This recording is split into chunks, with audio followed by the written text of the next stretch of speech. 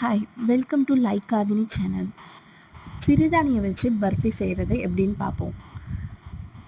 சிறுதானியம் எல்லாத்தையும் கழுகி நல்லா காய வச்சு எடுத்துக்கணும். திணை, வரகு, சாமை, குதிரைவாலி இதெல்லாம் நான் எடுத்திருக்கேன்.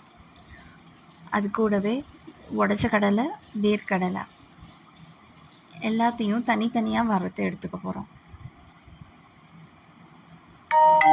சிறுதானியம் வறுக்கும் போது 2 ஏலக்காவையும் சேர்த்து வறுத்து எடுத்துக்கலாம்.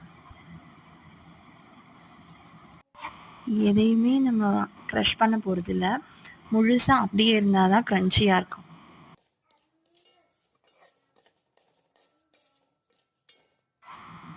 வறுத்து எல்லாத்தையும் நல்லா ஆற வச்சு வச்சுக்கணும். எல்லாமே நான் 50 கிராம்ஸ் தான் எடுத்திருக்கேன். வெல்லம் 250 கிராம்ஸ் எடுத்துக்கணும்.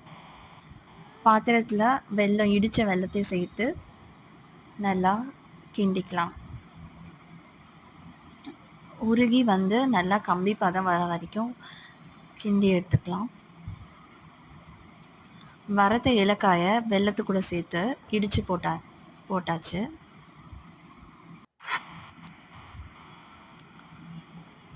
நல்லா உருகி வந்துருச்சு.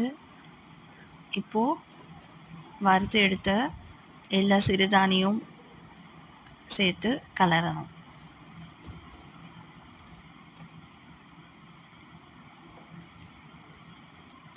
மறக்காமல் லைக் காதினி சேனலை சப்ஸ்கிரைப் பண்ணிக்கோங்க.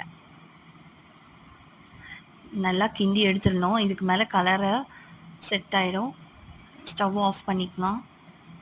ஒரு பிளேட்டில் ஏதாவது மாவை தடவிடுங்க, தூவிட்டு அப்புறமா போட்டால் தான் செட் ஆகாமல் வெளியே வந்துடும்.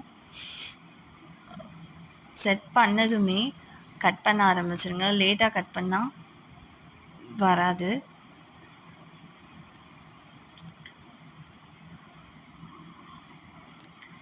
நமக்கு தேவையான ஷேப்பில் கட் பண்ணி எடுத்துக்கலாம். பர்ஃபி ரெடி.